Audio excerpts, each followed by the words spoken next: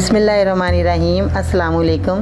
बाजी Parveen health and beauty tips में आपको खुशामदीद कहती हूँ। जो लोग लैपटॉप या कंप्यूटर चलाते हैं वो यहाँ रेड बटन पर सब्सक्राइब करें और इसके साथ नोटिफिकेशन घंटी को भी दबाएं और सेव कर दें।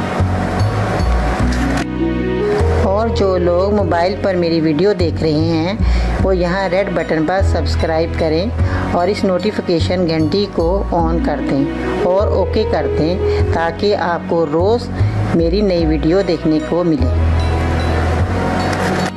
आज मैं आपको बताऊंगी गुस्से वाले लोगों के लिए, जो कि ज़्यादा घर में गुस्सा करते हैं या ऑफिस में गुस्सा करते हैं, तो बहुत ज़्यादा लोग परेशान हो जाते हैं कि ये बंदा गुस्से वाला है, मुझसे बात ना करें। तो उनके लिए मैं एक बहुत ही आसान उसका लेकर आई हूँ, जो कि गुस्सा ख़त्म हो जाएगा और वो अपने जो है गुस्से पे कंट्रोल करेगा और आपसे खुश अखलाकी से बात करेगा और आपका मसला जो है बहुत आसानी से हल हो जाएगा। जो मैं आपको नुस्खा बता रही हूँ वो बहुत ही आसान है और घरेलू चीज़ें होती हैं जो मैं आपको बताती हूँ और मेरी आजमाई हुई चीज़ें होती हैं।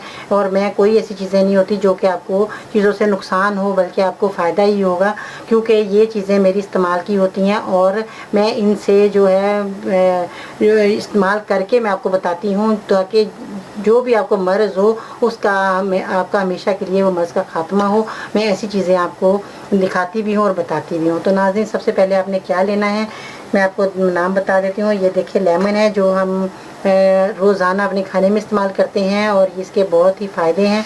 और ये लेमन जो है कई चीज़ों में इस्तेमाल किया जाता है और ये हर जगह दस्तयाब है।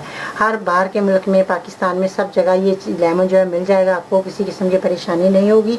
तो नाज़रीन, आपने क्या करना है, लेमन एक लेना है। और ये देखें नाज़रीन, ये हल्दी है।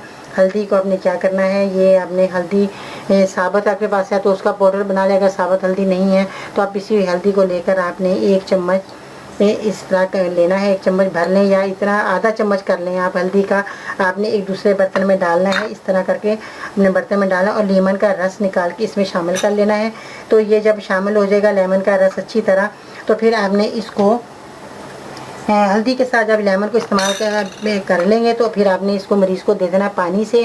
वो इसका पेस्ट सा बन जाएगा तो आपने मरीज़ को जब देना है तो उसको साथ में आप पानी के साथ वो ये जो पेस्ट बना होगा वो खा लें या वैसे ही चाट ले। ये उसका कोई नुकसान नहीं है कि भी ये आपको नुकसान देगा। तो जो जिनको ज़्यादा गुस्सा आता है, आप रात को सोते वक्त ज़रूर मरीज़ को ये बनाकर लेमन के साथ हल्दी इस्तेमाल करके देंगे तो उसका जो गुस्सा है वो ख़त्म हो जाएगा, कंट्रोल में रहेगा उसका गुस्सा।